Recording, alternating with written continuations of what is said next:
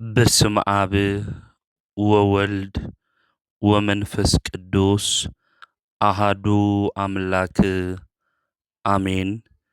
ይትባረክ እግዚአብሔር አምላከ አበዊነ ለዘብጽሐነ እስከ ዛቲ ሰዓት ቅድሚ ኩሉ ልዕሊ ኩሉ ናብዛ ሰዓት እዚኣ ዘብጽሐና ናይ ኣቦታትና ናይ ቅዱሳን ኣምላኽ ናትና እውን ኣምላኽ ቅዱስ እግዚአብሔር ስሙ ዝተኸበረን ዝተመስገነን ይኹን። እማ ኣምላክ ወላዲተ ኣምላክ ቅድስተ ቅዱሳን ድንግል ማርያም ስለ ፍጹም ኣዶነታ ስለ ፍጹም ክብራ ክብርን ምስጋናን ይብጻሕያ። ከምኡ እውን ቅዱሳን ኣቦታትና ቅዱሳን ኣዴታትና ብዝተውሃቦም ክብሪ መጠን ኩሉ ምስጋና ይብጻሕዮም። ኣብ ዝተፈላለየ ዓለም ኮይንኩም እዚ መንፈሳዊ ሚድያ እዚ እትከታተሉ ስድራ እግዚአብሔር ኣብ መስቀል ተሰቂሉ ፍጹም ዝኾነ ሰላሙ ብዝሃበና ብኢየሱስ ክርስቶስ ፍጹም ሰላም ከመይ ትጸንሑ ከመይ ትኾኑ ሰላም እግዚአብሔር ምስ ኩላትኩም ይኹን። ሎሚ ከም እግዚአብሔር ሰናይ ፍቃድ እንመሃሮ ናይ ትምህርትና ርእሱ ዝኸውን ንምንታይ ኢና ጾመ ፍልሰታ ንጾም? ብዚ ቃል እዚ ኣምላኽና ቅዱስ እግዚአብሔር ንህይወትና ዝጠቅም ንዓና ድማ ዝረብሕ ቃሉ ንከምህረና ቅዱስ ፍቃዱ ይኹነልና። እንኳዕ ናብ ጾመ ፍልሰታ ጾመ ማርያም ብሰላም ኣብጽሐኩም ኣብጽሐና። ኣምላኽና ቅዱስ እግዚአብሔር ብሓጢኣት ኣብ ዝተወድአ ዕድመና እዚ ናይ ንስሓ ዕድመ ዝወሲኹ በረከት ናብ ንቕበለሉ ጾመ ፍልሰታ ብሰላም ስለ ዘብጽሐና ስሙ ይኽበር ይመስገን። እዚ ጾመ ፍልሰታ እዚ በብዓመቱ ካብ ነሓሰ 1 ጀሚርና እንጾሞ ጾም እዩ። እዚ ጾም እዚ ንምንታይ ኢና እንጾሞ ዝብል ክንመሃሃር ኢና። ኦርቶዶክሳዊት ተዋህዶ ቤተ ክርስቲያን ኣጽዋዋት ክንጾም እንተለና ንምንታይ ክንጾም ከም ዝግብአና ተምህረና ከምኡ እውን ትነግረና እያ። ካብቶም ናይ ኣዋጅ ኣጽዋማት ኢልና 7 ንጽውዖም ሓደ ዝኾነ ጾም ጾመ ፍልሰታ እዩ። እዚ ጾም እዚ ድማ ካብ 7 ዓመት ንላዕሊ ዘሎ ኩሉ ክርስቲያን ክጾሞ ከም ዝግባእ ብኣዋጅ ቅድስቲ ቤተ ክርስቲያን ትነግረና እያ። ኣብ ውሽጢ ክርስትና እምነት ዘለና ኩልና መንፈሳዊ ፍልጠት ክህልወና ይግባእ። ሓደ ሰባት ጾም እንታይ እዩ እንጾመሉ ምኽንያትን ጥቕሙን ከይፈለጡ ብልማድ ሰቂሎም ዝጾሙ በረከት ድማ ካብ እግዚአብሔር ከይተቐበሉ ዝቐርዩ ኣለዉ እዮም። ነገር ግን ኣብ ክርስትና እምነት ውሽጢ ክንጓዓዝ እንተለና እምነትና እንታይ ምዃኑ ኣብ እምነትና ውሽጢ እንገብሮም መንፈሳዊ ተግባራት ድማ እንታይ ምዃኖም ልክንፈልጥ መንፈሳዊ ፍልጠትን ጥበብን ክህልወና ይግባእ። ገለገለ ሰባት ግን መንፈሳዊ ፍልጠት ስለ ዘይብሎም ካብ ጾም መንገዲ ወፂኦም ካብዶም ኣምላኮም ዝኾነ ኣለዉ እዮም። ንሕና ግን ናይ ኦርቶዶክስ ተዋህዶ እምነት ተኸተልቲ እንገብሮ እንሰርሖ ብኣግባብ ምፍላጥን ምርዳእን ኣድላይ እዩ። ህዝበይ ሰዓን ፍልጠት ጠፍአ ተባሂሉ ኣብ ትንቢተ ሆሴዕ ከም ዝተጻሓፈ ኩሉ ሰዓን ፍልጠት ከይንጠፍእ ሰኣን ፍልጠት ድማ እንገብሮም ነገራት ትርጉሞምን ማንነቶምን ከይተረዳእና ካብ በረከት መንገዲ ከይንወፅእ መንፈሳዊ ፍልጠት ኣብ እምነት ክርስትና ውሽጢ ክንኾን እንተለና ኣድላይ ምዃኑ ክንፈልጥ ክንርዳእ ይግብአና እዩ። ስለዚ እንድሕር ዘይንፈልጥ ኮይንና ብልማድ ነገራትና ኩሉ ንሰርሕ እንድሕር ኮይንና እቲ መንፈሳዊ ጸጋ ካብ እግዚኣብሔር በረከት ክንቕበል ኣይንኽእልን። ኦርቶዶክሳዊት ተዋህዶ ቤተ ክርስቲያን ግን ንምንታይ ጾም ክንጾም ከም ዘለና ተምህረና እያ፣ ከምኡ ድማ ትነግረና እያ። ስለዚ ጾመ ፍልሰታ ንምንታይ ከም ንጾም ጾመ ፍልሰታ ጽዮምና ድማ እንረኽቦ በረከት እንታይ ምዃኑ ክንምልከት ኢና።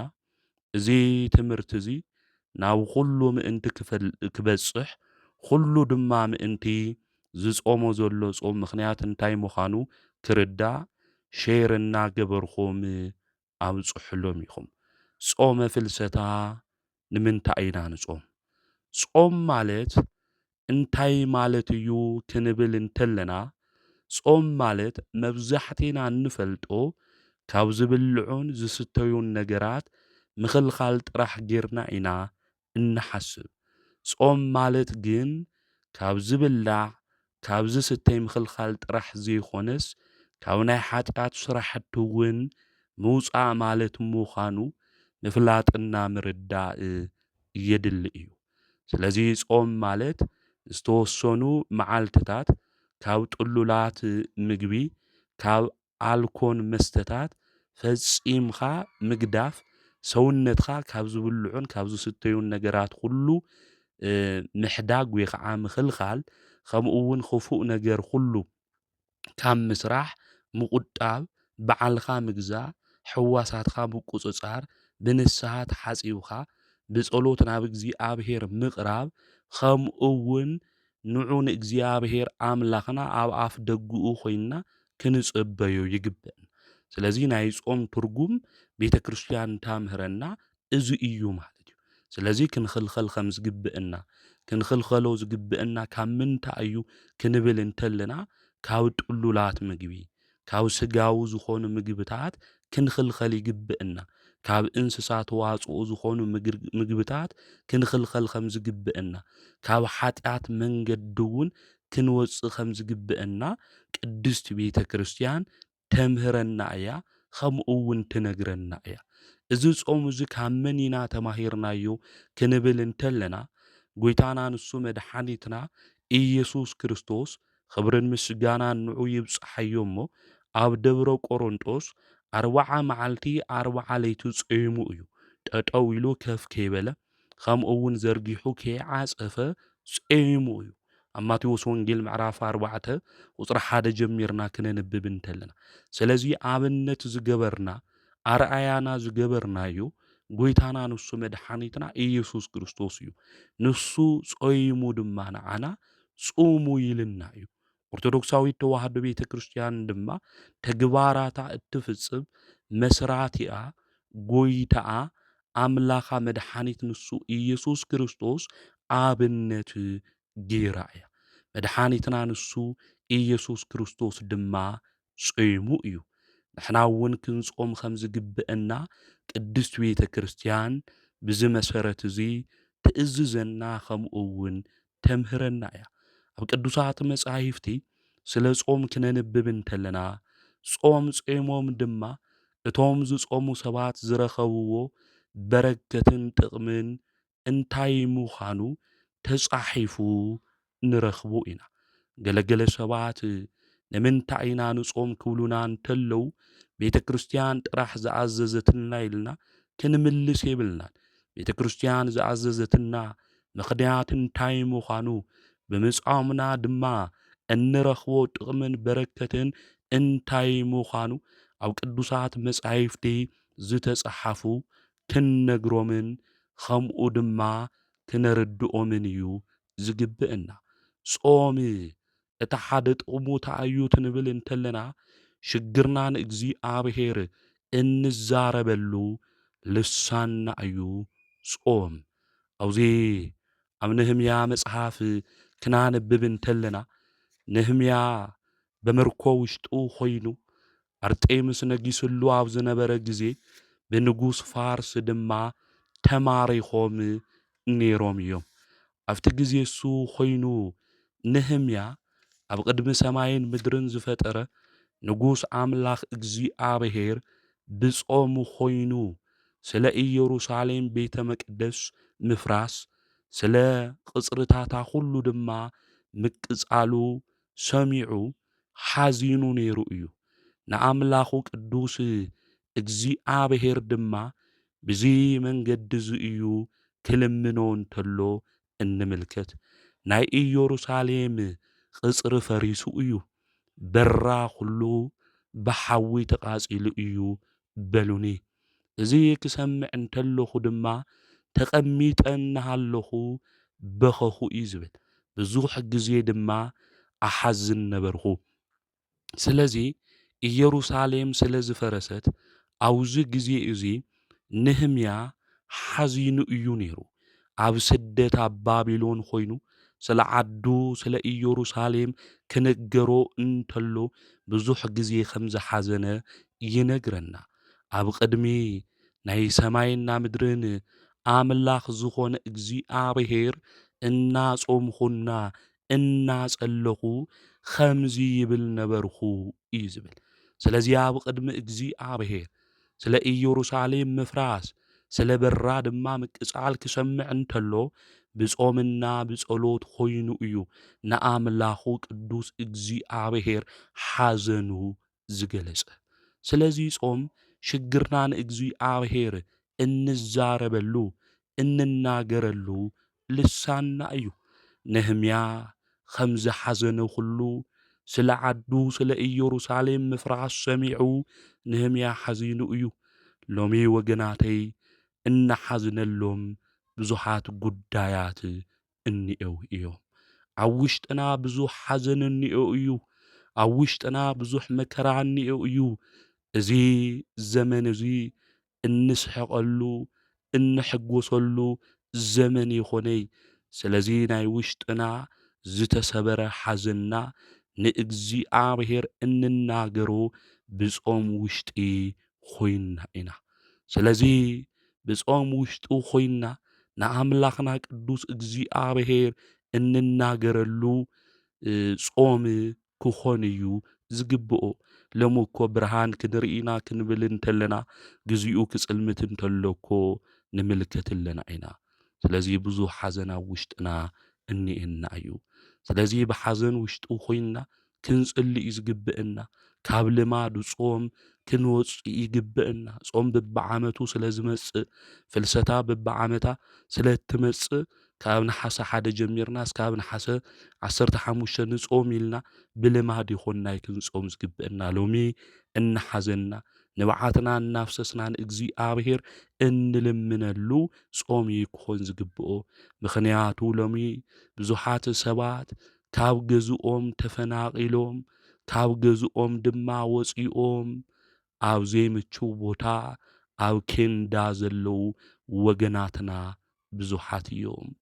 ብዙሓት ሎሚ ዝበልዕዎ ስኢኖም ንልመና ካብ መሬት ዓዶም ናብ ዝተፈላለየ ቦታ ተሰዲዶም እዮም። ብዙሓት ሎሚ ሰላም ስኢኖም ካብ ገዝኦም ወፂኦም ኣብ የመን ራጎ ዝሳቀዩ ዕሸላት ኣብ ስዑዲ እስር ቤት መከራ ስቅያት ዝቕበሉ መንእሰያት ብዙሓት እዮም። ቀጻሊ ተስፍኦም ጸልሚትዎም ናበይ ከም ዝኸዱ ዘይፈልጡ መንእሰያት ተስፋ ዝቖረጹሉ ዘመንና እዋን ኢና ዘለና። ስለዚ እዚ ሓዘን እዚ እዚ መከራ እዚ ኣብ ኩልና ውሽጢ ኣሎ እዩ ወገናተይ። እግዚኣብሔር ናባና ክምለስ እግዚኣብሔር ምሕረቱ ምእንቲ ክህበና እቲ ሓዘንና ውሽጢ ዘሎ ብጾም ኾይንና ንኣምላኽና ቅዱስ እግዚኣብሔር ክንልምኖ ይግብአና። ስለዚ ነህምያ ኣብ ሽግርና ኣብ መከራ ውሽጢ ከም ዘላ ኢየሩሳሌም ሰሚዑ ዓዱ ስለ ኢየሩሳሌም ኣብ ቅድሚ እግዚኣብሔር ንብዙሕ ዘመን እናሓዘነ እናጾመ እናጸለየ ንኣምላኹ ቅዱስ እግዚኣብሔር ለሚኑ እዩ። ኣብ መጽሓፈ ነህምያ ምዕራፍ 1 ካብ ቁጽሪ 4 ጀሚርና እዚ ታሪክ እዚ ንምልከት ኢና። ስለዚ ንሕና እውን ብሂወት ዘመንና ኩሉ ኣብ መከራ ውሽጢ ኣብ ሓዘን ውሽጢ ዘለና ኣምላኽና ንሱ ቅዱስ እግዚኣብሔር ብሓዘን ውሽጢ ኮይንና እናጾምና እናጸለና ንኡ ክንልምኖ ይግብአና። ስለዚ ጾምና ካብ ልምዳዊ ቅድሚ ኸዚ ብልምዲ ጾም ስለ ዝመጸ ከምኡ እውን ሰዓት እናረኣና ሰዓት እናቖፀርና ንጾም እንድሕር ኮይንና ካብቲ ልምዲ እሱ ወፂና ኣምላኽና ቅዱስ እግዚኣብሔር ናባና ንክምለስ ኣብ ውሽጥና ድማ ብዙሕ ሓዘን ስለ ዘለና ብሓዘን ውሽጢ ኮይንና እዚ ሓዘንና ድማ ሽግርና እንናገረሉ ልሳንና ጾም ስለ ዝኾነ ቅዱሳን ኣቦታትና እዚ ናብ ውሽጦም ሓዘን ብጾም ኮይኖም እናጸለዩ ንእግዚኣብሔር ኣምላኽ ነጊሮሞ ኣምላኽ ቅዱስ እግዚኣብሔር እቲ ሓዘኖም ናብ ሓጎስ ቀይረሎም እዩ። ስለዚ ንሕና እውን እዛ ውሽጥና ዘሎ ሓዘን ናብ ሓጎስ ምእንቲ ክቕየር እንሰምዖ ዘለና ወረውግእ ድማ ይኣኽለኩም ንክብለና እግዚኣብሔር ኣብዛ ስዋኤ እዚኣ ኮይንና ኣብዛ ክልተ ስዋኤ ንሕዘላ ጾመ ማርያም ጾመ ፍልሰታ እናበኸናን እናነባዕናን ልብና ናብ እግዚኣብሔር ድማ ተመሊሱ ካብ ኃጢአት መንገዲ ኩሉ ወፂና ምእንተ ህዝብና ምእንተ ዓድና ምእንተ ባዕልና እንጽልየሉ ጊዜ እዩ። ስለዚ ናይ ጾም ጥቕሚ ኣብ ቅዱሳት መጻሕፍቲ ዝተጽሓፈ እቲ ሓደ ሓዘንና ንምግላጽ ኣብ ቅድሚ እግዚኣብሔር ምሕዛንና እንገልጸሉ ብጾም ምዃኑ ቅዱሳት መጻሕፍቲ ይነግሩና እዩ። ከምኡ እውን ናይ ጾም ጥቕሚ እንታይ እዩ ክንብል እንተለና ጾም ክንጾም እንተለና ወገናተይ በዓልና ክናዋርድ ይግብአና። እቲ ብትዕቢት ዝተወጠረ ልብና ናይ ትሕትና መንፈስ ክሕዝ ይግብኦ። ጾም ክንጾም እንተለና ኩርዓት ዝብል ዝምካሕ ንሰባት ድማ ዝንዕቕ ዝነበረ ትሕት እዩ ዝብል ጾም ዘምህረና እዚ እዩ። ኣብ ናይ እዝራ መጽሓፍ ክንምልከት እንተለና ምዕራፍ 8 ቁጽሪ 21 ኣብ ጥቓ ሩባ ኣህዋ ጾም ኣወጅኹ እዩ ዝብል ርእስና ኣዋሪድና ጾም ድማ እንታይ ገበርኹ ኣወጅኹ እዩ ዝብል። ስለዚ ጾም ክንጾም እንተለና በዓልና ክናዋርድ ይግብአና። በዓልና ኣዋሪድና ኣምላኽና ቅዱስ እግዚኣብሔር ንስኻ እስተኻኽል ነገራት ኩሉ ምስትኽኻል እትኽእል ንስኻ ኢኻ ኢልና በዓልና ኣዋሪድና ንስኻ ምርሐና ክንብሎ ይግብአና ንኣምላኽና ቅዱስ እግዚኣብሔር።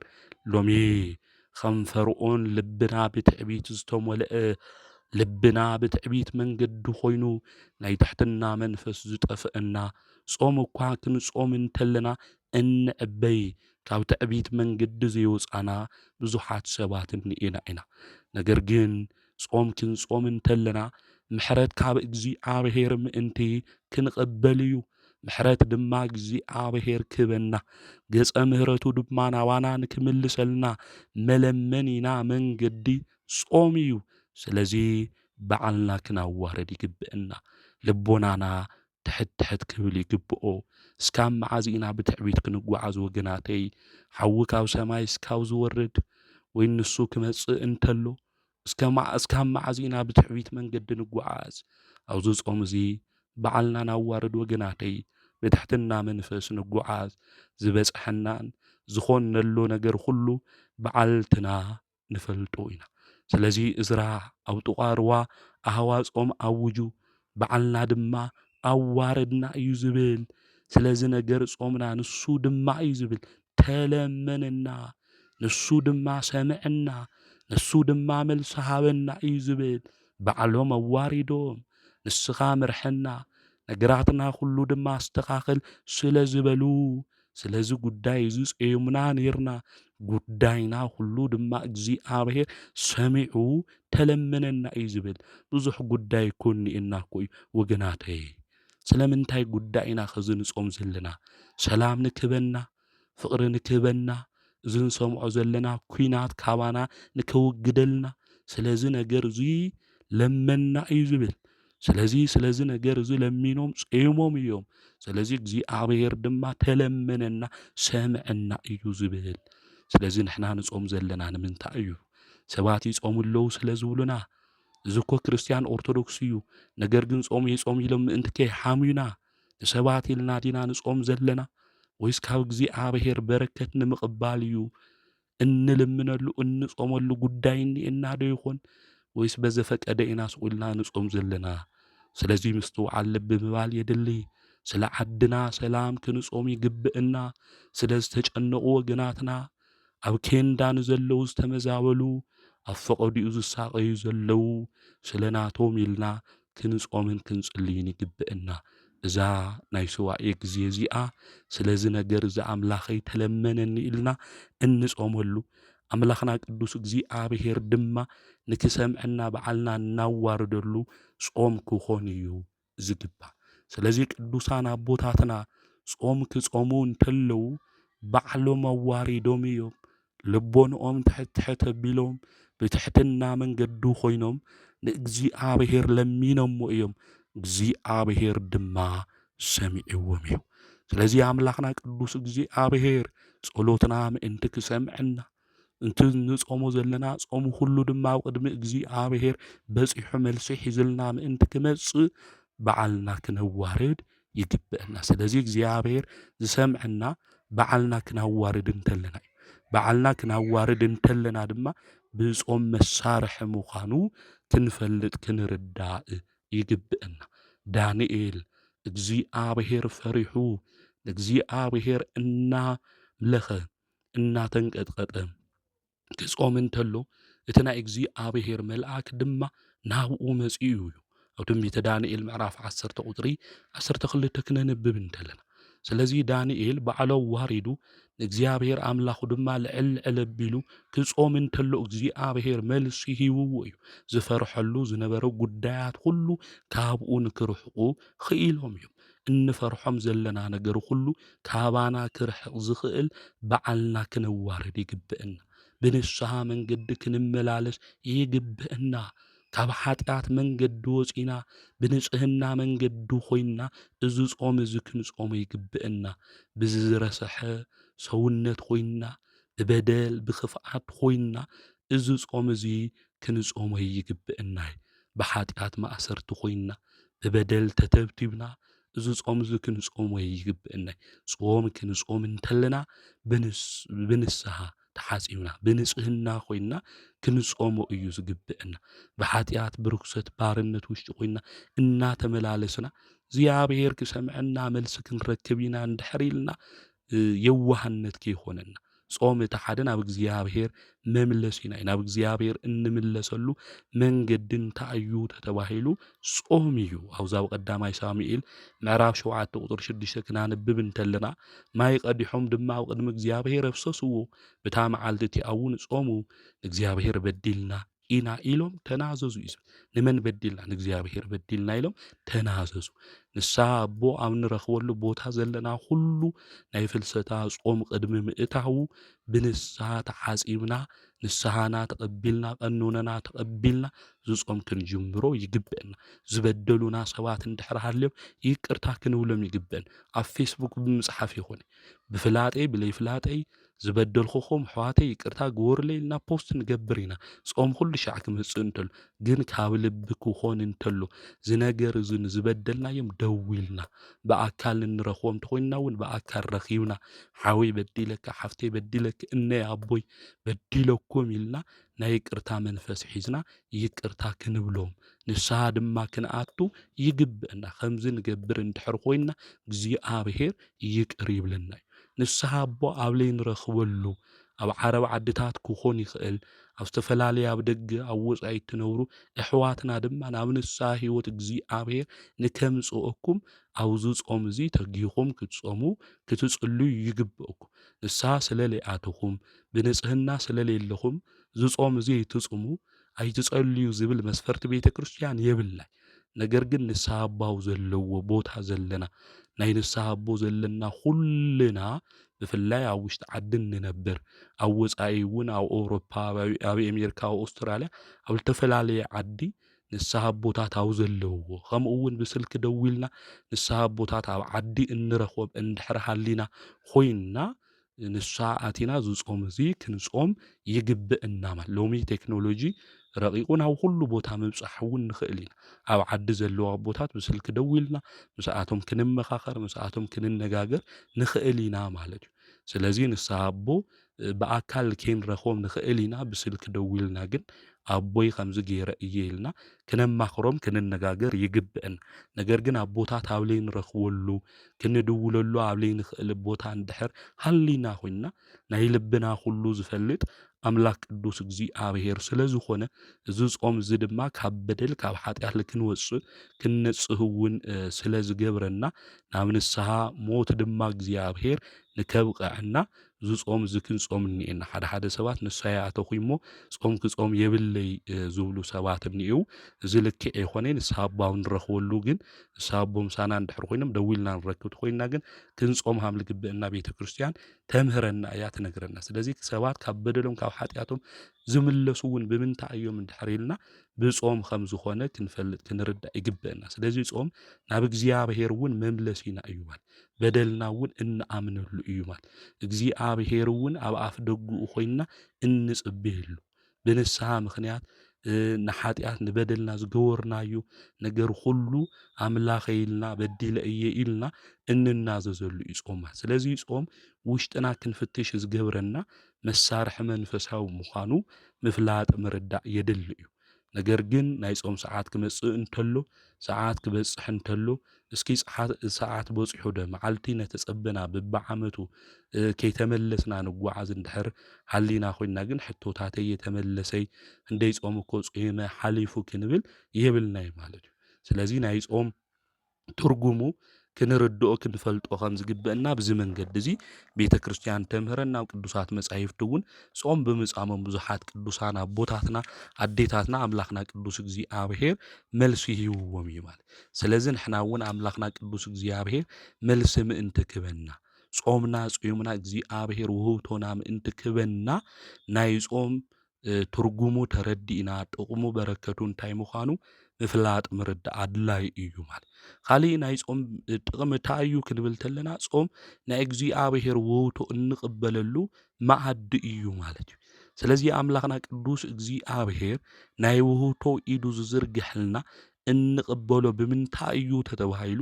ብጾም እዩ ሊቀ ነቢያት ቅዱስ ሙሴ ኣብ ደብረ ሲና 10 ቃላት እንብሎም እቶም 10 ቃላት ተጻሓፎም ክልተ ጽላት ካብ እግዚኣብሔር ክቕበል እንተሎ ኣቐዲሙ 40 መዓልትን 40 ለይትን ካብ እኽልን ካብ ማይን ከይጠዓመ ጾይሙ እዩ ማለት ስለዚ እግዚኣብሔር ውህብቶ ክህበና እቲ ዝሰኣናዮ ክምለሰልና እንደሊ እንድሕር ኮይና ውህብቶ ካብ እግዚኣብሔር እንቕበለሉ መቐበሊና መሰው እንታይ እዩ እንድሕር ኢልና ጾም ምዃኑ ክንፈልጥ ክንርዳእ ይግብአን ልበ ኣምላክ ዳዊት እውን ናይ እግዚኣብሔር ቤተ መቅደስ ንክሰርሕ ኣብ ዝደለየ ግዜ ምስ ነቢዩ ናታን ኮይኑ ስዋኤ ኣትዩ እግዚኣብሔር እውን ክገብሮ ዝሓሰበ ነገር ሁሉ ንኽልቲኦም ገሊጹሎም እዩ ኣብዚ ኣብ ካልኣይ መጽሓፍ ሳሙኤል ምዕራፍ 6 ጀሚርና ክነንብብ እንተለና ስለዚ ኣቦና ኣምላኽና ቅዱስ እግዚኣብሔር ናቦታትና ሃይማኖታዊ ምስጢር ክሓትዎ እንተለዉ ንሳቶም እውን ንሱ እውን ክገልጾሎም እንተሎ ኣብዚሖም ንሳቶም ይጾሙ ነይሮም ንዝጾሙ ንዝጽልዩ እውን ኣምላኽና ቅዱስ እግዚኣብሔር ስዋኤ ንዝኣትዉ ኣርምሞ ንዝሕዙ ፈጢኑ ይሰምዖም ዝደለይዎ ነገር ሁሉ ድማ ይፍጽመሎም ነይሩ ዝተሰወረ ምስጢር እውን ይገልጾሎም ነይሩ እዩ ማለት ስለዚ ጾም ክንጾም እንተለና ዝተሰወረ ነገር ሁሉ ካባና ዝተወሰደ ነገር ሁሉ ኣምላኽና ቅዱስ እግዚኣብሔር ከም ዝገልጸልና ነገራትና ሁሉ እውን ከም ዝምለሰልና ክንፈልጥ ክንርዳእ ይግብአና ማለት ስለዚ በዓልና ዋሪድና ከምኡ እውን ናብኡ ተመሊስና ብንስሓ ድማ ተሓጺብና ብንጽህና ኮይንና ኣምላኽና ቅዱስ እግዚኣብሔር ካባና ዝተወሰዱ ብዙሓት ነገራትና እንዩ ወገናተይ ገንዘብ የብርክት ይልበለና እንዩ ህይወትና ይስተኻኸል ዝበለና እንዩ ብዙሕ ጉዳያት ካባና ተወሲዶም እዮም እዞም ነገራት እዚኦም ምእንቲ ክስተኻኸሉ ኣምላኽና ቅዱስ እግዚኣብሔር እውን ምእንቲ ክባርኸና ናይ እግዚኣብሔር ውህብቶ ንቕበለሉ መሶብና ጾም ምዃኑ ክንፈልጥ ክንርዳእ ይግብአና ማለት እዩ ከምኡ እውን ጾም ናብ ዝበለጸ ክብሪ ዘሸጋግረና ድልድይ ምዃኑ ክንፈልጥ ክንርዳእ ይግብአና ኣቦታትና ቅዱሳን ጾሞም እግዚኣብሔር ኣምላኽ ድማ ዓብዪ ክብሪ ዓዲልዎም ሄኖክ ኣካየዱ ምስ እግዚኣብሔር ገይሩ እግዚኣብሔር ኣገልጊሉ ብንጽህና መንገዲ ተጓሒዙ ካብ ዓለም ተፈልዩ ካብ ምግቢ ተኸልኺሉ እዩ ናብ ብሔረ ሕያዋን እውን ክኸድ ዝኸኣለ ማለት ስለዚ ንሕና እውን ናይ ህይወት መንገዲ እግዚኣብሔር ድማ ክብሪ ክበና ሞጎስ ክበና ኣብ ቅድሚ ሰባት ድማ ምእንቲ ክንፍተው እዚ ክብሪ ዘኣምላኽ ቅዱስ እግዚኣብሔር ምእንቲ ክዕድለና ብጾም መንገዲ ክንመላለስ ይግብአና ነቢዩ ኤልያስ እውን ክንምልከት እንተለና ኣክዓብ ከምኡ እውን ንኣክዓብ ሰበይቱ ኤልዛቤል ክቐትልዎ ይደልዩ ነይሮም ነገር ግን ኣምላኽ ቅዱስ እግዚኣብሔር ካብኣቶም ይስውሮ ነይሩ ማለት እዩ ክብሪ እውን ይዕድሎ ነይሩ ናይ ጾም ህይወት ነብዩ ኤልያስ ስለ ዝነበሩ እዩ ስለዚ ንሕና ጾም ክንጾም እንተለና ዝበለጸ ክብሪ ኣምላኽ ቅዱስ እግዚኣብሔር ከም ዝህበና ክንፈልጥ ክንርዳእ ይግብአና ከምኡ እውን ጾም ክንጾም እንተለና እንረኽቦ ጥቕሚ ካብ እግዚኣብሔር ቁጥዐ እንስወረሉ ድንኳን ምዃኑ ጾም ክንፈልጥ ክንርዳእ ይግብአና ማለት ናይ ነነዌ ሰባት ክንሪኦም እንተለና ቁጥዐ ካብ እግዚኣብሔር ክመጸኩም እዩ ሓዊ ድማ ክነድድ ኣብ ልዕሊኹም ክበሃሉ እንተለው ንእግዚኣብሔር መዓት ናብ ልዕሊና ከይዘንብ ኢሎም ነቢዩ ዮናስ ክሰብኾም እንተሎ ክነግሮም እንተሎ ኩሎም እንታይ ገይሮም እዮም ጸልዮም እዮም ጾሞም እዮም ማለት ስለዚ ናይ እግዚኣብሔር መዓት ኣብ ልዕሊኦም ከይፈሰሰ ናይ እግዚኣብሔር ርህራይ እንታይ ኮይኑ ተገሊጹ እዩ ማለት ስለዚ ንሕና እውን ጾም ክንጾም እንተለና ክፉኣት ሰባት ካብ ዝመኸርዎ ምኽሪ ከምኡ እውን ካብ ዝተሰወረ ከቢድ ዝኾነ ጦር ከምኡ እውን ካብ ዝወግኡ ነገራት ካብ ዝነድድ ነገር እግዚኣብሔር ኣምላክ የድሕነና እዩ ናጾም ህይወት ክህልወና እንተሎ ማለት ስለዚ ቤተ ክርስቲያን ጾም ዝጾሙ ጾመ ፍልሰታ እናበለት ከምኡ እውን እቶም 7 ናይ ኣዋጅ ኣጽዋማት ጾሙ ትብለና እንተላ እዚ በረከት እዚ ጥቕሚ እዚ ከም ንረክብ ስለ ትፈልጥ እያ ማለት ስለዚ ጾምና ብዚ መንገዲ እዚ ፈሊጥና ተረዲእና ክንጾም ከም ዝግባእ ክንፈልጥ ከምኡ እውን ክንርዳእ እዩ ዝግብአና ሓደ ሰባት ጾም እንታይ እዩ ጥቕሙ ንዝብሉና ብዚ መንገዲ እዚ መልስና ክንምልሰሎም እዩ ዝግብአና ማለት ጎይታና ንሱ መድሓኒት ኢየሱስ ክርስቶስ እውን ኣብነት ኮይንና ጾም ክንጾም ከም ዝግብአና ጾሙኑ ኩልና ጾሙ ኢሉ ነጊርና ቅዱሳት መጻሕፍቲ እውን ዝነግሩና ጾም ሰባት ዝረኸብዎ በረከት እንታይ ምዃኑ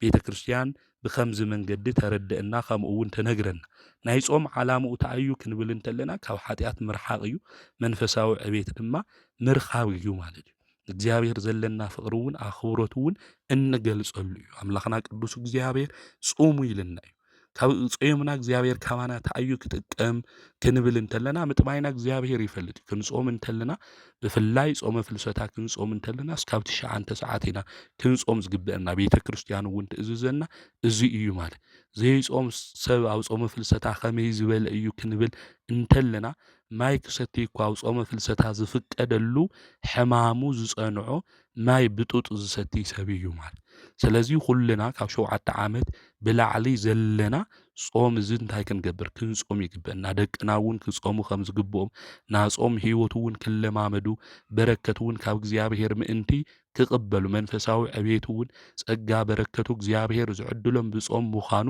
ፈሊጥና ተረዲና ሁሉ ሰብ እንታይ ክገብር ይግብኦ ክጾም ይግብኦ ጾም ክንጾም እንተለና በብዓመቱ ስለዝመጽ ይሆን ፍልሰታ በብዓመቱ ስለዝመጽ ደስ ስለዝብለና ኢልና ይሆን ናይ ጾም ዝንጾም ደስ ስለዝብለና ነገር ግን ባህርያው ለውጥ እንድሕር ዘይብልና ካብ ኃጢአት ግን ዘይንርሕቕ እንድሕር ኮይና ምስተውዓል የድሊ እዩ ማለት ስለዚ ጾም እዚ ክንጾም እንተለና ካብ እግዚአብሔር በረከት እንቅበለሉ መንፈሳዊ ዕቤት ድማ እንረኽበሉ ከምኡ እውን ባህርያዊ ለውጢ ዝህልወና ክንኾን ይግብአና ማለት ስለዚ ባህሪና ዕቡያት እንድሕር ኮይና ትሑታን ክንኾን ይግብአና ኣብ ሓጢኣት ዝነበርና እንድሕር ኮይንና ብጽድቂ እንመላለስ ክንኾን ይግብአና ተናገርቲ እንድሕር ጌርና ስቁድተኛታት ክንኾን ይግብአና ስለዚ ጾም ዋና ጥቕሙ ናይ ህይወት ለውጢ ምምጻእ ምዃኑ ካብ ምግቢ ካብ ልብላዕ ካብ ልስተይ ምኽልኻል ጥራሕ ይኾን እዩ ማለት እዩ ሓጢኣት እውን ገዲፍና እኮ ናብ ሃራይ ለውጢ ዘይነምጽእ ሰባት እኒአና ማለት ስለዚ ናይ ህይወት ለውጢ እናምጽእ ክንኾን ይግብአና ሓያላት ዝነበርና ድኹማት ክንኾን ይግብአና ላውዚ ንብል ዝነበርና ድማ ኣብ ሓደ ጠጠው ኢልና እንውስን ለውጥን ነምጽእ ክንኾን ይግብአና ማለት ስለዚ ናጾም ጥቕሙ እንታይ ምዃኑ ዋና ቅዱስ ቤተክርስቲያን ተምህረና ናይ ህይወት ለውጢ እነምጽእ ክንኾን ይግብአና ካብ ንእሽተይ እስካብ ዓብዪ ናይ ህይወት ለውጢ ሃሊና ብቅድስና መንገዲ ድማ እንጓዓዝ ክንኾን እዩ ዝግብአና ቤተክርስቲያን ተምህረና እዚ እዩ ማለት እዩ ካሊእ ኣብ ጾም ክንፈልጦ ዝግብአና ጾም ተጋድሎን እዩ እዚ ጾም እዚ ክንጾም እንተለና ኣጋንንቲ ይፍትኑና እዩ ፈቃደ ስጋና ገዲፍና ንፈቃደ ነብስና ኢና እንግዛእ ማለት ስለዚ ኣብዚ ግዜ እዚ ኣጋንንቲ ብዙሕ ፈተና የምጹልና ምስ ኣጋንንቲ እውን ውግእኒ እና ፈተውና ጸላእና ተጋድሎና ምስ መን እዩ ተተባሂሉ ምስቲ ናይዚ ዓለም ዝገዝእቲ ዝኾኑ ምስ ኣጋንንቲ ብዙሕ ፈተና ንኦኣቶም ድማ ክነሸንፎም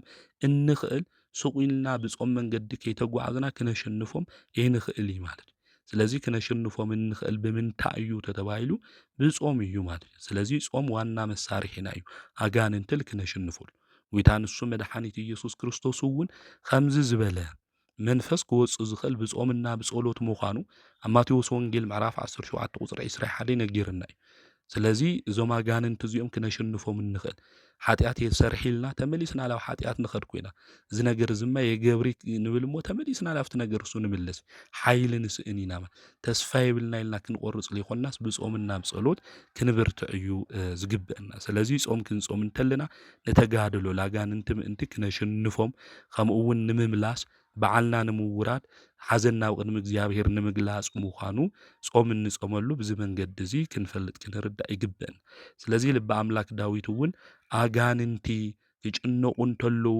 ተመልከተ ዛጋንንቲ ክጭነቁ እንተለዉ ተመልኪቱ ልበ ኣምላክ ዳዊት ብምንታይ ክንብል እንተለና ጾም ክጾም እንተለዉ እዩ ስለዚ ጾም ክጾም እንተሎ ንሰውነቱ ድማ ክቐጽዓ እንተሎ ኣጋንንቲ ክጭነቁ እንተለዉ ተመልከትኩ ኢሉ ኣብ መዝሙሩ ይነግረና እዩ ስለዚ ንሕና ክርስቲያን ክንጾም እንተለና ሰይጣን ይፈርሐና እዩ ማሪሳቅ ክነግረና እንተሎ ማለት እዩ ስለዚ ኣብ ጾም ክንጸንዕ እንተለና ኣብ ጾም ጸኒዕና ክንጓዓዝ እንተለና ንኡን እናሸንፈሉ ዋልታና እዩ ማለት ስለዚ ናጋንንቲ ንምውጋእ ልቦናና እውን ክጸንዕ ዝኽእል ክንጾም እንተለና እዩ ስለዚ ክንጾም እንተለና እግዚአብሔር እውን ነግልግል ክርስቶስ እውን ነግልግሎ ማለት ስለዚ ክርስቶስ ክነግልግል እንተለና ካብናዩ ባርነት ካብ ዲያብሎስ ድማ ክንወጽእ እንተለና ንሱ ይፈርሐና ከምኡ እውን ይጭነቕ ስለዚ ዋና ዋልታና መከላኸሊና ታእዩ ክንብል እንተለና ካብ ኣጋንንቲ ኣሰራርሓ ካብ ኣጋንንቲ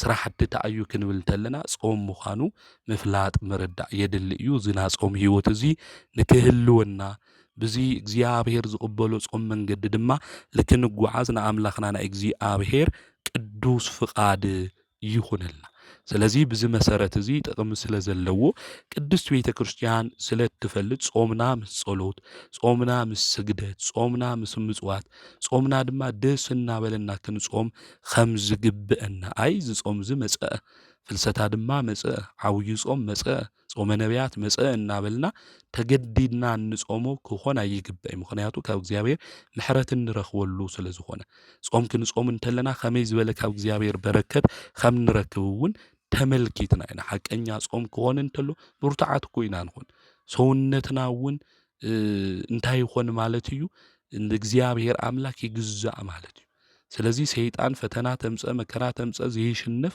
ንኾን ማለት እዩ ንቑሓት ኢና ንኾን ማለት ገጽና እውን የብርህ እዩ ሰይጣን እዚ ከይንኾን ብዙሕ መጻወድታት ኣብ ልዕሌና የምጽ እዩ ንዚ ጾም ክንጾም እንተለና ብዙሕ ፈተናታት ኣብ ልዕሌና ዘምጽ ንምንታይ ኢኹም ትጾሙ ጾም እኮ ታይ ትርጉም እኒእዎ ታዋጋ እኒእዎ እናበለ ጾም ትርጉም ከምዘይብሉ ከብዶም ኣምላኮም ከም ዝኾነ ሰባት ሰቂልና ንብላዕ ዝብል ኣተሓሳስባ ንክህልወና ብዙሕ ፈተናታት ብዙሕ መከራታት የምጽ እዩ። ጾም ንጾም እንድሕር ኮይና ግን ኣብ ልዕሊ ናይ ስምዒት ሕዋስና ነጊስና ንነብር ኢና። ኣንሰ ተሰየምኩ ንጉሰ በላዒሉ እዮም ልበ ኣምላክ ዳዊት ኣብ መዝሙር 2 ክዝምር እንተሎ ኣሕዛብ ንምንታይ እዮም ለጉርምሩም ኢሉ ኣብ ዝናገሮ ዓንቀጹ ኣነ ግን ኣብ ልዕሊኦም ንጉስ ኮይነ ተሾምኹ እዩ ዝብል። ወደይሉ እውን ፀውዐኒ እዩ ዝብል እግዚኣብሔር ወደይሉ ፀውዐኒ እዩ ዝብል። ስለዚ እግዚኣብሔር ወደይሉ ዝፅውዐና ብጽድቂ መንገዲ ክንጓዓዝ እንተለና እዩ። ከምኡ እውን ኣብ ልዕሊ ናይ ስምዒት ሕዋስና ነጊስና ንነብር ጾም ክንጾም እንተለና እዩ። ስለዚ ፍቓደ ስጋና እናሸንፎ ድሌትና ትምኒት ስጋና ኩሉ እንስዕሮም ብጾም ክንጾም እንተለና እዩ። ስለዚ ጾም ክንጾም እንተለና ዝሓይሊ እዚ ከም ንረክብ ክንፈልጥ ክንርዳእ ይግብአና። ቅዱሳን ሐዋርያት እኮ ካብ ሐሙስ ጀሚሮም እስካብ ሰንበት ጎይታ እስካብ ዝትንስእ እኮ ጾይሞም እኮ እዮም። ናይ ጎይታ ትንሳኤ ግን ሪኦም እዮም። እቶም ዝበልዑ ዝቕልዱ ዝስሕቁ ዝነበሩ ሰባት ኣብቲ መቃብር ናብ ጎይታ ጥቓ ዝነበሩ እኮ ናይ ጎይታ ትንሳኤ ራይ ናብ ጎይታ ትንሳኤ ዘይረኣዩሉ ምክንያት ታእዩ እንድሕር ኢልና ናብ ጾም ሂወት ስለለይነበሮም ናብ ጾም ሂወት ክህልወና እንተሎ ናብ ጎይታ ትንሳኤ ንርኢ በረከት ድማ ካብ እግዚኣብሔር ንቐበል ኢና። እዚ ጥቕሚ ከም ዘለዎ ፈሊጣ ድማ ቅድስት ቤተ ክርስቲያን ጾም ክንጾም ከም ዝግብአና ትነግረና። ጸላኢና ዲያብሎስ ግን ካብዚ በረከት እዚ ምእንቲ ከይንካፈል ንጾም ጥቕሚ ከም ዘይብሉ ይነግረና እዩ የርድአና። ጾም ግን ጥቕሚ ከም ዘለዎ ቅዱሳን ኣቦታትና ኣዴታትና ድማ ጾይሞም ካብ እግዚኣብሔር በረከት ከም ዝረኸቡ ትነግረና። ቅዱሳት መጻሕፍቲ እውን ክነንብብ እንተለና ንረኽቦ ምዃኑ ክንፈልጥ ክንርዳእ ይግብአና ማለት እዩ። ስለዚ ጾመ ፍልሰታ እውን እንጾመሉ ምክንያት እንታይ እዩ ክንብል እንተለና ቅድስት ቤተ ክርስቲያን ብደንቢ ጌራ ተምህረና ትነግረና። ጾመ ፍልሰታ ንምንታይ ኢና ንጾም ክንብል እንተለና ዝጾም ዝጾምዎ ብመጀመርታ ቅዱሳን ሐዋርያት እዩ። ፍልሰታ ማለት ታይ ማለት እዩ ክንብል እንተለና ትርጉሙ ክንምልከቶ እንተለና ፈለሰ ካብ ዝብል ግስ ዝተረኸበ እዩ። ፍልሰት ማለት ድማ ካብ ሓደ ቦታ ናብ ካሊእ ቦታ ምኻድ ምሽጋር ምፍላስ ማለት እዩ። ከምኡ እውን ሃይማኖታዊ ትርጉሙ ክንናገር እንተለና ፍልሰታ ለማርያም ክንብል እንተለና ቤትና ቅድስተ ቅዱሳን ድንግል ማርያም ካብ ዝሓልፍ ዓለም ናብ ዘይሓልፍ ዓለም ካብ መቃብር ዝወፀትሉ ዝተንስአትሉ ዕለት ማለት እዩ። ስለዚ ካብ ስጋዊ ዓለም ናብ መንፈሳዊ ዓለም ካብ ጸልማት ዓለም ናብ ብርሃናዊ ዓለም ዝተሸጋገረትሉ ማለት እዩ። ስለዚ ፍልሰታ ለማርያም እናበልና ዝጾሙ ዝውን እንጾሞ ንዚ እዩ ማለት እዩ። ዝጾም እዚ ዝጾሙ ድማ ቅዱሳን ሐዋርያት እዩ። ቅዱሳት መጻሕፍቲ ክናነብብ እንተለና ድማ ብነቢያትና ብሐዋርያት መሰረት ተሃኒጽኩም ኢኹም እዩ ዝብለን። ስለዚ ብሐዋርያትና ብነቢያት መሰረት ተሃኒጽኩም እዩ ዝብል።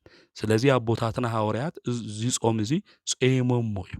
እዞም ቅዱሳን ሐዋርያት እዚ ጾም እዚ ጾይሞም በረከት ተቐቢሎም ንሕና ድማ ናይ ሐዋርያት ኣቦታትና ኣብነት ጌርና ዝጾም እዚ ንጾሙ ኢና በረከት ድማ ንቕበል ኢና ማለት እዩ። ጥንተ ታሪኩ ጥንተ ነገሩ ከመ እዩ ክንብል እንተለና እምቤትና ቅድስተ ቅዱሳን ድንግል ማርያም ኣብዛ ዓለም እዚ ዝተቐመጠትሉ ዕድመ 64 ዓመት እዩ። ኣብዚ ዕድመ እዚ ክትነብር እንተላ ቤትና ቅድስተ ቅዱሳን ድንግል ማርያም ዘመና ኩሉ ብመከራ ያሕሊፋቶ። ቤትና ቅድስተ ቅዱሳን ድንግል ማርያም ገና ከይተወለደት ናሃለየት እውን ኣብ ሊባኖስ እምባ እያ ተወሊዳ። ድሓር እውን ኣብ ቤተ መቅደስ ምስ ኣተወት ብዙሕ ምኽሪ ተንኮል ኣይሁድ ሓሲቦም ነገር ግን ክሳኽዐሎም ይኸኣለይ። ድሓር እውን ጎይታና መድሓኒትና ኢየሱስ ክርስቶስ ክስቀል እንተሎ ንሱ እውን ክውለድ እንተሎ ብስደት ብዙሕ ግዜ ኣሕሊፋ እያ። ህይወታ ኩሉ ክንሪኦ እንተለና ናይ ስደት ናይ መከራ ህይወት እዩ ነይርዋ። ጥሪ 21 ግን ቤትና ቅድስተ ቅዱሳን ድንግል ማርያም ዓሪፋ እያ ማለት እዩ። ኣብዚ ግዜ እዚ ሐዋርያት እናሓዘኑ እናበኸዩ ቤትና ቅድስተ ቅዱሳን ድንግል ማርያም ንክቐብርዋ ናብ ጌተ ሰማኔ ጉዕዞ ጀሚሮም እዮም። ኣብዚ ጉዕዞኦም ክጅምሩ እንተለው ብፍላይ ኣይሁድ ብምንቀኝነትና ብተንኮል እዮም ተላዒሎም። ቤትና ቅድስተ ቅዱሳን ድንግል ማርያም ወላዲታ አምላክ ዓሪፋ እያ ክንብል እንተለና ናይ እግዚኣብሔር ፍትሒ ርቱዕ ምዃኑ ኢና እንምልከት ማለት እዩ። ስለዚ ካብዚ ዓለም እዚ ብሞት ክትፍለይ እንተላ እግዚኣብሔር ሓቀኛ ፈራዲ ምዃኑ ንምልከት ኢና። እዚ እዩ ባሕረ ጥበባት ቅዱስ ያሬድ እውን ክናገር እንተሎ ስለዚ ብፍትሒ ከምዘየዳሉ ብናይ ኣዲኡ ሞት ፍለጡ ተረድኡ ናይ ኩሉ ኣዶ ንክትሞት ወልድ ብርቱዕ አንደበቱ አዘዘ ኢሉ ዝዘመረ ዘመስገነ ንዚ እዩ። ስለዚ ፈታይነቱ ከድንቕ እንተሎ ሊቁ ብዚ መንገዲ እዚ ተናጊሩ እዩ። ስለዚ ሐዋርያት ክቐብርዋ ገኒዞማ ሒዞማ ናብ ጌተ ሰማኔ ክኸዱ እንተለዉ አይሁድ ንምንቀኝነት ይዓርፉ ገና ክትውለድ እንተላ እውን ብዙሕ መከራ አውፂሖም እዮም። ምስ ዓረፈት እውን ከም ወዳ ንሳ እውን ተንሲኣ አሪጋ እናበሉ ዓለም ኩሉ ክህውኹ እዮም። ስለዚ ስጋኣ ወሲድና ነቃጽሎ ኢሎም ክፉእ ምኽሪ ድማ ተማኸሩ። ታውፋንያ ዝተባሃለ ሓያል ሰብ ድማ ስጋኣ ንከምጽእ ተማኸረ። ድንግል ማርያም ከዋርዱ ስጋኣ ንከቃጽሉ አይሁድ እንታይ ገበሩ? ተማኸሩ። ናይ ከምዚ ከም አይሁድ ልቢ ዘለዎም ሰባት እኮ ለሙኒኡ እዮም። ናይ ድንግል ማርያም ክብሪ ክንናገር እንተለና ወላዲታ አምላክ እያ ቅድስተ ቅዱሳን እያ ኢልና ክንናገር እንተለና ከም አይሁድ ናይ ተንኮል ልቢ ዝሓዙ ሰባት እኮ ለሙኒኡ እዮም። ደስ ዘይብሎ ናይ ድንግል ማርያም ክብሪ ክንገር እንተሎ እመ አምላክ ወላዲታ አምላክ እመ ብርሃን ናይ ኢየሱስ ክርስቶስ አዶ ኢልና ክንምስክር ክንናገር እንተለና ዝና ፍልሰታ ጾም እዚ ቤትና ቅድስተ ቅዱሳን ድንግል ማርያም ዝተንስአትሉ ዝኣረገትሉ እዩ። ልብና ድማ ምእንቲ ክትንስእ በረከት ምእንቲ ክንቅበል ኢልና ክንጾም እንተለና ደስ ዘይብሉ ሰባት ደስ ዘይብሎም ሰባት አውዚ ሎሚ ብዙሓት እኒአው እዮም። ከም ቶፋንያ ድማ ተመሪጾም ናታ ስጋ ነቃጽሉ ንውሰዶ ዝብሉ ናይ ክብሪ ነዋርድ ኢሎም ዝናገሩ ሰባት እኒአው እዮም። ቤትና ቅድስተ ቅዱሳን ድንግል ማርያም ዘኽበራ ወዳ መድኃኒት ንሱ ኢየሱስ ክርስቶስ እዩ። ቤትና ቅድስተ ቅዱሳን ድንግል ማርያም ናይ ኢየሱስ ክርስቶስ ሰማይና ምድሪ ዝፈጠረ ጎይታ ቤዛ ኮይኑ ዘድሐነና ዲኡ እያ። መድኃኒት ንሱ ኢየሱስ ክርስቶስ አምላከ እዩ ዝብል ናዲኡ ንቅድስተ ቅዱሳን ድንግል ማርያም ድማ ከኽብራ እዩ ዝግባ።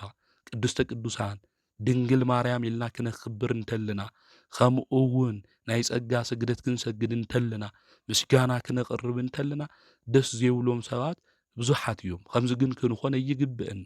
ድንግል ማርያም እኮ መንፈስ ቅዱስ ኤልሳቤጥ ሞሊኡዋ እኮ ካብ እንስቲ ኩሉ ዝተባረክኺ ኢሉ ኢላ ምስጊናታ እያ።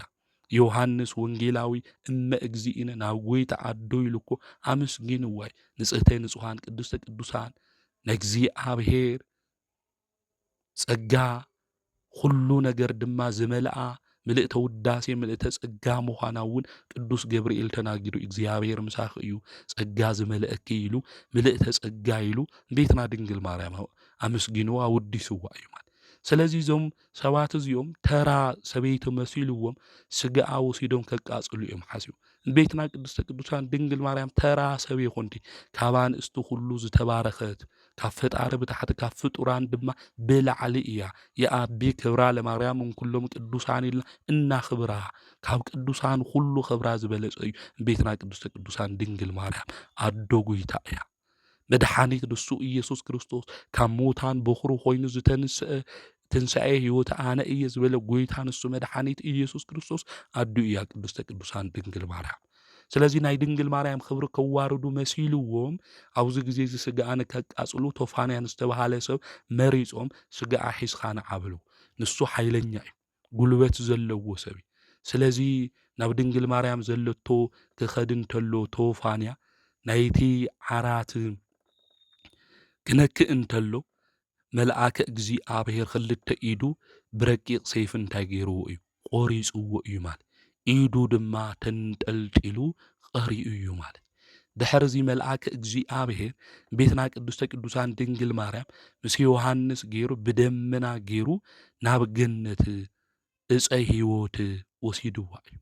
ስለዚ ዕፀ ሕይወት ዝኾነት ቤትና ቅድስተ ቅዱሳን ድንግል ማርያም ኣብ ትሕቲ ሱር ዕፀ ሕይወት ድማ ኣቐሚጥዋ እዩ። ነዚ እዩ ሊቁ ቅዱስ ኤፍሬም ኣማናዊት ዕፀ ሕይወት ቤትና ቅድስተ ቅዱሳን ድንግል ማርያም ስለ ዝኾነት ከፈለነ ንብላ ዕፀ ሕይወት ኢሉ ዝተናገረ መድኃኒት ንሱ ኢየሱስ ክርስቶስ ሕይወት ዝዕድል ጐይታ ዝወለደት ወላዲታ ኣምላክ ስለ ዝኾነት ስለ ዝፈልጥ ሊቁ ክናገር እንተሎ ካብ ዕፀ ሕይወት ንክንበልዕ ዓደለና ኢሉ ዝዘመረላ ነዚ እዩ። ሕይወት ዝወለደት ዕፀ ሕይወት እምቤትና ቅድስተ ቅዱሳን ድንግል ማርያም እያ ማለት። ስለዚ እዛም ቤትና ቅድስተ ቅዱሳን ድንግል ማርያም ካብ ሐዋርያት እግዚኣብሔር ፈልዩ ናብ ገነት ዕፀ ሕይወት ወሲድዋ እዩ። ኣብዚ ግዜ እዚ ሐዋርያት ሓዚኖም እዮም። ቤትና ቅድስተ ቅዱሳን ድንግል ማርያም ኣብ ምንታይ እያ ዓሪፋ ናብ ምንታይ እያ ኸይዳ ኢሎም ስለናታ ነገር እግዚኣብሔር ክገልጸሎም ብጾም ብጸሎት ክሓቱ ከም ዝግብኦም ድማ ሓሲቦም እዮም። ስለዚ ጥሪ 21 እዩ እዚ ታሪክ እዚ ተፈጺሙ ማለት እዩ።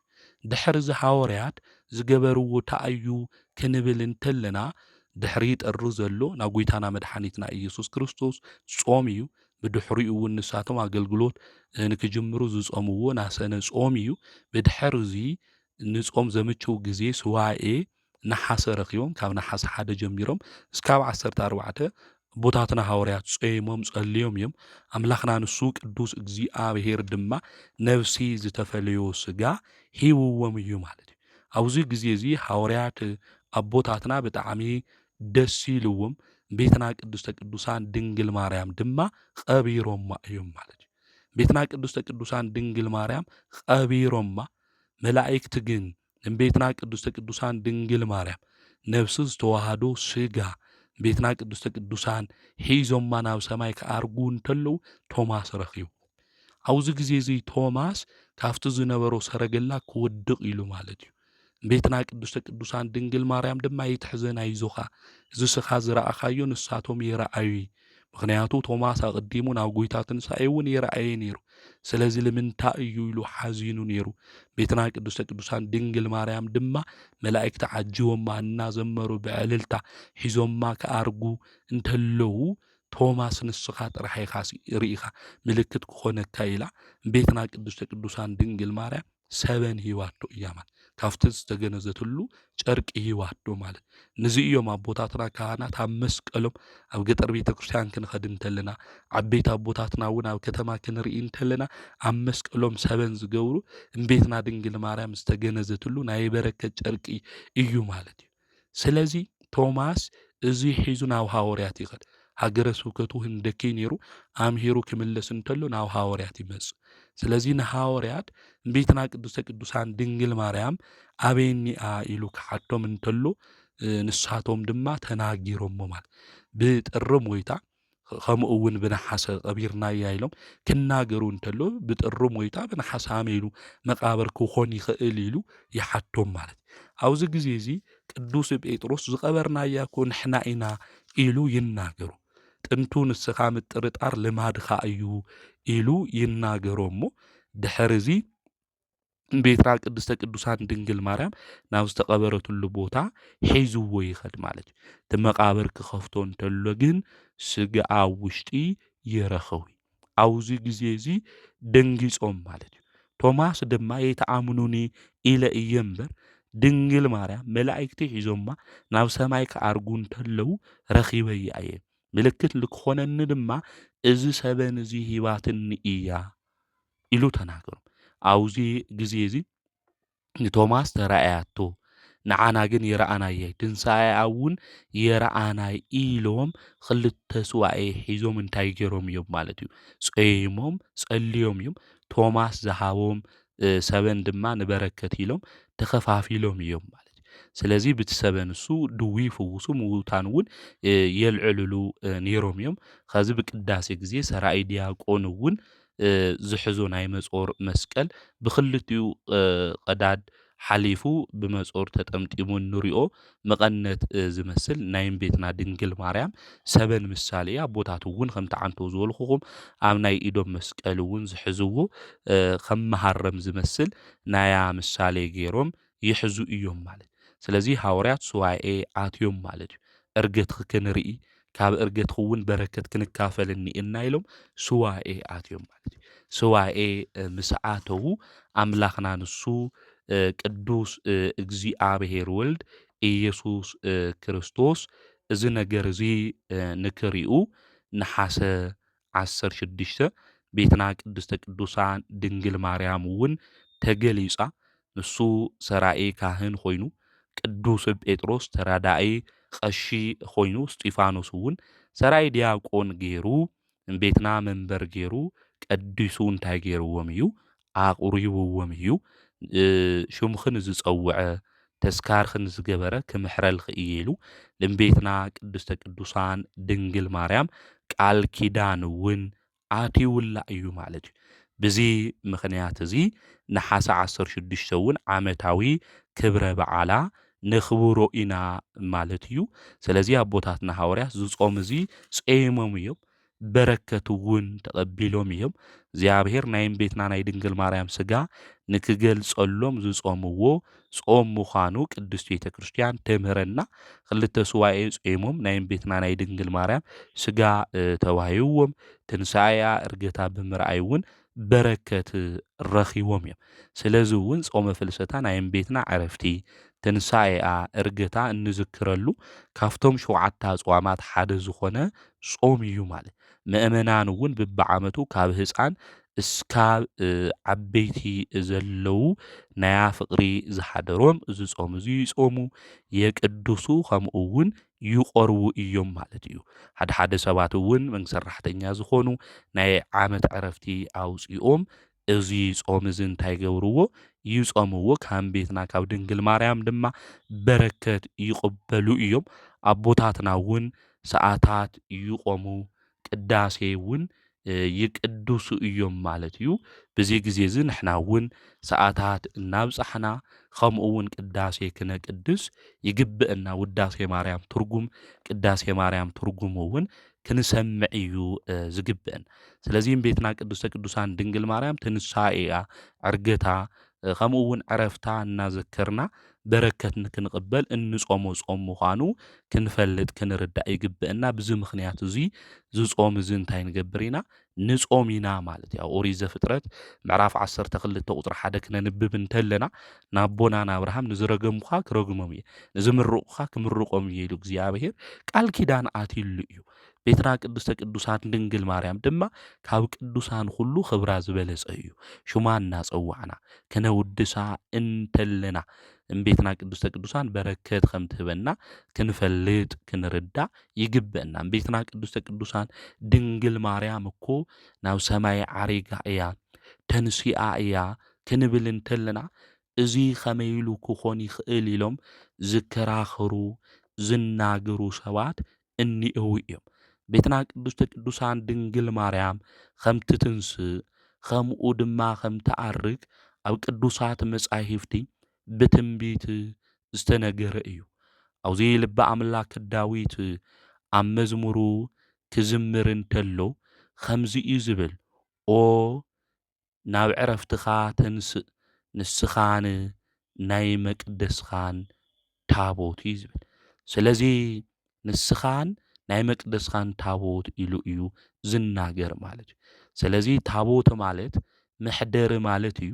ቤትና ቅድስተ ቅዱሳን ድንግል ማርያም ድማ መድኃኒት ንሱ ኢየሱስ ክርስቶስ መጺኡ ኣማሂፀና ሓዲሩ እዩ።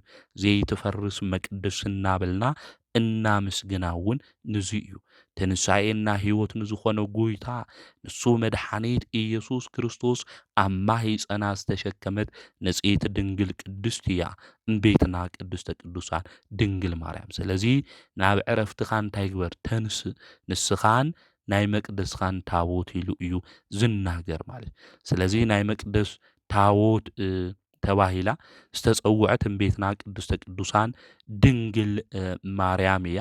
ስለዚ ቤትና ቅድስተ ቅዱሳን ድንግል ማርያም ተንሲኣ ኢልና ከምኡ እውን ትንቢት ተነጊሩ እዩ ኢልና እንናገር ሓደ እዚ ምዃኑ ክንፈልጥ ክንርዳእ ይግብአና። ነገር ግን ቤትና ቅድስተ ቅዱሳን ድንግል ማርያም ተስይኣ እያ ክበሃል እንተሎ ስለ ትንሳኤያ ስለ ዕርገታ ክንናገር እንተለና ዘከራኽር ጉዳይ ክኾን ይውል።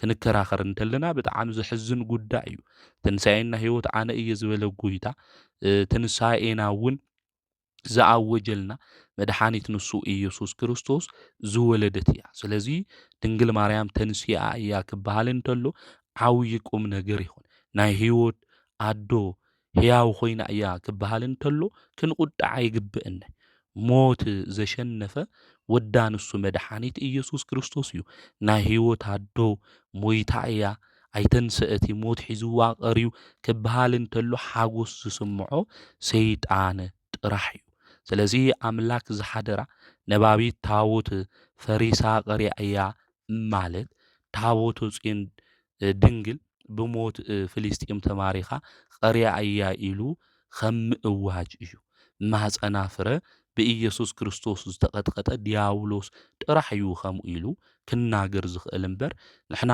ኦርቶዶክሳውያን ከድንቐና ዝግባእ ሙማታ እዩ መተንሳ ኣማ እንጽበዮ ነገር እዩ ናብ ሰማይ ተንሲኣ ናብ ሰማይ ዓሪጋ እያ ክንብል እንተለና ቁም ነገሩ ንሰማይ እዩ ዳግሚት ሰማይ ዝተባሃለት ካብ ሰማይ ድማ ትበልጽ ንጽሕተ ንጹሃን ንሳ ድንግል ማርያም እያ ስለዚ ንሳ ናብ ሰማይ ዓሪጋ እያ ክንብል እንተለና ዕድለኛ መን እዩ ተልና ሰማይ እዩ ሰማይ እኮ ዙፋኑ እዩ ምድሪ ድማ ናይ እግሩ መርገጽ እዩ ማለት ቤትና ቅድስተ ቅዱሳን ድንግል ማርያም ድማ ኣዲኡ እያ ካብ ዙፋን ኣዶነት ይበልጽ እዩ ሰማይ ኣይወለደይ ሰማይ ዕበይ ሰማይ ኣያጦይ ድንግል ማርያም ግን እዚ ሁሉ ጌራ እያ ቅዱስ ያዕቆብ ዘሰሩግ ክነግረና እንተሎ ስለዚ ናብ ሰማይ ምዕራጋ ንሳን ቤትና ቅድስተ ቅዱሳን ድንግል ማርያም ክብሩ ንሰማይ እዩ እምበር ንዓይ ይኾነ ማለት እዩ ሓደ ንጉስ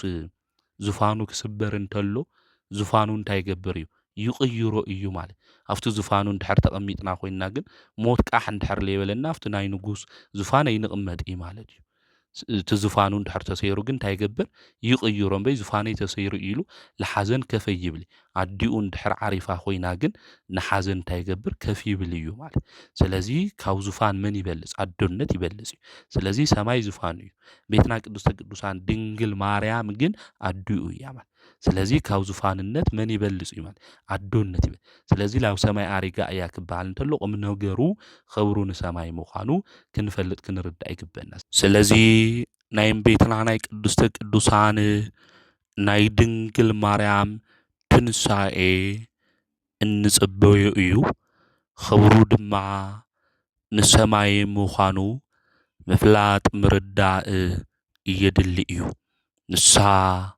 ኣደ ህይወት እያ ህይወት ዝኾነ መድኃኒት ንሱ እማሂፀና ተሸኪማ ኣምላክ ድማ በእዳዋ ዝሓቐፈት እግዚአብሔር ዙፋን ዝኾነት እያ ቤትና ቅድስተ ቅዱሳን ድንግል ማርያም ስለዚ ንሳ ተንሲኣ እያ ክንብል እንተለና ኸመ እዩ እንብል ኩሉ ኣዶ ጎይታ ተንሲኣ ማለት እንጽበዮ ምዃኑ ሞታ ግን ንኩሉ ዘድንቕ ምዃኑ ምፍላጥ ምርዳእ የድሊ እዩ ኣልዓዛር ኢሉ ካብ ሞት ክድንስእ ዝገበሮ ንሱ ጎይታ መድኃኒት ኢየሱስ ክርስቶስ ወዳ እዩ ብዕለተ ዓርብ ብዙሓት ካብ ሙታን መንደር ወፂኦም እዮም እዚ ኩሉ ዝገበረ ጎይታ ኣዲኡ ቅድስተ ቅዱሳን ድንግል ማርያም ኣትንሲእዋ እዩ ክበሃል እንተሎ ክንቁጣዕ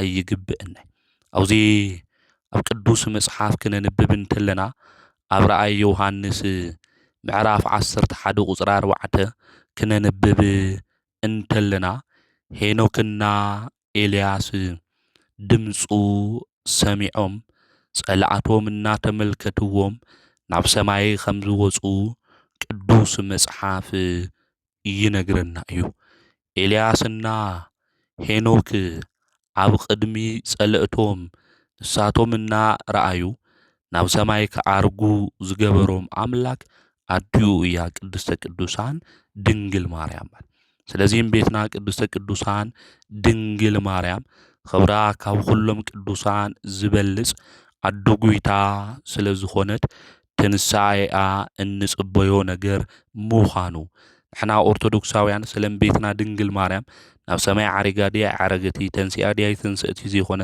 ዘከራኽረናስ ናብ ሰማይ ክትኸድ እንተላ ቤትና ቅድስተ ቅዱሳን ድንግል ማርያም ከመይ ኢሎም እዮም ተቐቢሎማ? ጎይታ ንሱ መድኃኒት ኢየሱስ ክርስቶስ ወዳ ከመይ ኢሉ ተቐቢልዋ ኢልና ከመይ ኢሎም ድማ መላእክቲ ከም ዝተቐበልዋ ቅዱሳን ድማ ከመይ ኢሎም ከም ዝተቐበልዋ ኣቀባብላ ሃመይ ምዃኑ ኢና ጭንቕና ከምኡ እውን ክንሓትት ዝግብአና እምበር ኣደ ህይወት ግን ሞይታ ከም ዘይትቐሪ ፈሪሳ በስቢሳ ከም ዘይትቐሪ ክንፈልጥ ክንርዳእ እዩ ዝግብአና። ስለዚ ጎይታ ንሱ መድኃኒት ኢየሱስ ክርስቶስ ብኽብሪ ተቐቢልዋ ኣዶ ጎይታ መድኃኒት ንሳ ድንግል ማርያም እውን ተንሲኣ እያ ማለት እዩ። ስለዚ ቅድስት ቤተ ክርስቲያን እዚ እናዘከርና እዚ እናሓሰብና ዝጾም እዚ ክንጾም ከም ዝግብአና ፍቕራ ዝተረድአና ፍቕራ ድማ ንክውሰኸልና እንደሊ ዝጾም እዚ ካብ ኩሉ በደል ሓጢኣት ርኩሰት ኩሉ ርሒቕና ልቦናና ድማ ምእንቲ ክትንስእ ብዙሕ ግዜ ልቦናና ብሓጢኣት ወዲቑ እዩ። እዚ ዝወደቐ ልቦናና ድማ ምእንቲ ክትንስእ ንበረከት ከምኡ እውን ዝጾም እዚ ንፍቕሪ ምእንቲ ክኾነልና ነገራትና ንክምለስ ድማ ጎይታ ንሱ መድኃኒት ኢየሱስ ክርስቶስ ምስ ኩልና ክኾን ይግባእ። ከም ቅዱስ ዮሐንስ እንሆ ኣዴኻ ከም ዝተባሃለ ኩሉ ንሕና እውን ናይ ክርስቶስ ፍቕራ ውሽጥና ክኾን እንተሎ ድንግል ማርያም ኣዶ ኮይና ትበሃወና እያ እሞ ቅዱስ መጽሓፍ ክጾሙ እንተለኹም ገጽኩም ተሓጸቡ እዩ ዝብል። ገጽኩም ተሓጸቡ ማለት ንጽህና ይሃልይኹም እዩ ዝብል። ንሳ ኣትዩና ዝበደልናዮ ነገር እንድሕር ሃልዩ ክሒስና ብፍቕሪ ኮይና ዝጾም እዚ ናብ በረከት መልስና ድማ ዝምለሰሉ ባህርያዊ ለውጢ ድማ እንረኽበሉ ጾም ካብ ድንግል ማርያም ሐዋርያት በረከት ከም ዝረኸቡ ሁሉ ንሕና እውን ካብ ትንሣኤኣ ካብ ዕርገታ በረከት ንክንረክብ ጽቡቕ ዝኾነ ናይ ስዋኤ ግዜ ንክኾነልና ንኣምላኽና ናይ እግዚኣብሔር ቅዱስ ፈቃድ ይኹነልና። ስለዚ ኦርቶዶክሳዊት ተዋህዶ ቤተ ክርስቲያን ጾመ ፍልሰታ ንጾመሉ ምኽንያት ብዙ መንገዲ ምዃኑ ተምህረና እያ እሞ መንፈሳዊ ፍልጠት መንፈሳዊ ጥበብ ክህልወና ይግባእ። ንዘይፈለጡ ምእንቲ ክፈልጡ ሼር ንግበረሎም ለማዓንቲ ብዋዜምኡ ማለት እዩ ዝተዋሃቦ ሓፂር መልእኽቲ እኒኦ ኣብ ናይ ሾርት ቪድዮ ከይድኩም መልእኽቲ ስምዕዎ ሰሚዕኩም እውን ተግባራዊ ግበርዎ። ናይ በረከት ናይ ፍቕሪ ካብ እግዚአብሔር መልሲ እንረኽበሉ ጾም ንክኾነልና ንኣምላኽና ናይ እግዚአብሔር ቅዱስ ፍቃድ ይኹነልና። ዘምህረና ዝገሰጸና ናይ ኣቦታትና ኣምላክ ቅዱስ እግዚአብሔር ስሙ ዝተኸበረን ዝተመስገነን ይኹን። ወስብሐት ለእግዚአብሔር ወወላዲቱ ድንግል ወለመስቀሉ ክቡር።